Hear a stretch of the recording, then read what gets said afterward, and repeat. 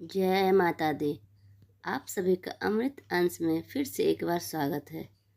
आज माँ का 5वां दिन है और आज स्कंद माता की पूजा की जाती है।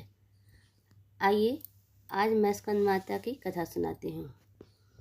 स्कंद माता की कथा के मुताबिक माँ पार्वती ने अपने पुत्र कार्तिकेय को युद्ध को तैयार करने के लिए स्कंद माता का रूप लिया था। एक बार तारकासुर नाम का राक्षस बहुत ताकतवर हो गया था। उसका अंत सिर्फ भगवान शिव के पुत्र कार्तिकेय के हाथों से ही संभव था। तारकासुर का अंत करने के लिए माँ पार्वती ने अपने पुत्र कार्तिक को युद्ध के लिए तैयार करने का फैसला किया।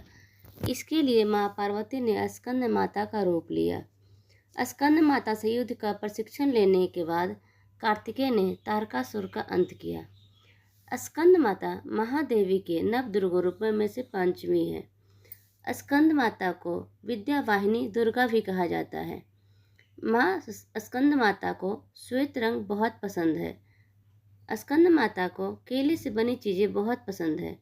कहा जाता है स्कंद माता की कृपा से संतान सुख की प्राप्ति होती है।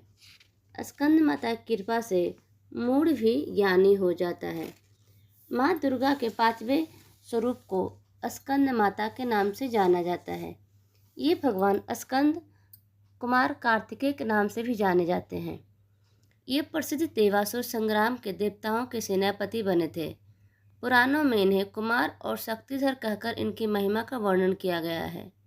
इनका वाहन मयूर है, अतः इन्हें मयूर वाहन के नाम से भी जाना जाता है। इन्हीं भगवान स्कंद माता की माता होने के कारण माँ दुर्गा जी के इस 5वें स्वरूप को स्कंद माता के नाम से जाना जाता है। इनकी उपासना नवरात्रि पूजा के 5वें दिन की जाती है। इस दिन साधक का मन विशुद्ध चक्र में अवस्थित होता है। इनके विग्रह में भगवान स्कंद जी बाल रूप में इनकी गोद में बैठे हैं। स्कंद मातृ स्वरूपनी देवी की 4 भुजाएं हैं। ये दाहिनी तरफ की ऊपर वाली भुजा में स्कंद को गोद में पकड़े हुए हैं और दाहिनी तरफ की नीचे वाली भुजा जो ऊपर की ओर उठी हुई है उनमें कमल पुष्प हैं। बाईं तरफ की ऊपर वाली भुजा बर मुद्रा में तथा नीचे वाली भुजा जो ऊपर की ओर उठी है उसमें कमल पुष्प ली हुई है। इनका वर्ण पूर्णतः शुभ है। ये कमल के आसन पर विराजमान रहती हैं।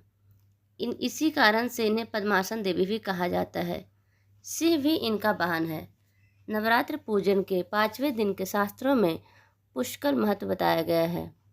इस चक्र में अवस्थित मन वाले साधक की समस्त भ्रम क्रियाएं और चित्त वृत्तियों का लोप हो जाता है। वह विशुद्ध चैतन्य रूप की अग्रसर हो रहा होता है। उनका मन समस्त लौकिक सांसारिक माइक बंधनों से विमुक्त होकर पद्मासन माँ स्कंद माता के स्वरूप में पूर्णतः तल्लीन होता है। इस समय साधक को पूर्ण सावधानी के साथ उपासना की ओर अग्रसर होना चाहिए। उसे अपनी समस्त ध्यान वृत्तियों को एकांत करके साधना के पथ पर आगे बढ़ना चाहिए। माँ स्कंद माता की उपासना से भक्त की समस्त इच्छाएं पूर्ण हो जाती हैं। इस मृत्यु लोक में उसे परम शांति और सुख का अनुभव होने लगता है। उनके लिए मोक्ष का दौर स्वमेव सुलभ हो जाता है। स्कंद माता की उपासना से बाल रूप स्कंद भगवान की उपासना भी स्वयं हो जाती है। यह विशेषता केवल इन्हीं को प्राप्त है। अतः साधक को स्कंद माता की उपासना की ओर विशेष ध्यान देना चाहिए। सूर्यमंडल की अधिशास्त्री देवी होने के कारण इनका उपासक अलौकिक तेज एवं कांति से संपन्न हो जाता है। एक अलौकिक प्रभामंडल अदृश्य भाव से सदैव उनके चतुर्दिक परिव्याप्त रहता है। यह प्रभामंडल प्रतिक्षण उनके योग निर्वहन करते रहता है। अतः हमें एकाग्र भाव से मन को पवित्र रखकर माँ की शरण में आने का प्रयत्न करना चाहिए।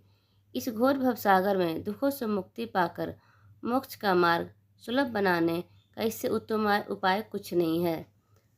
बहुत बहुत धन्यवाद। अच्छा लगे तो सब्सक्राइब जरूर कीजिए।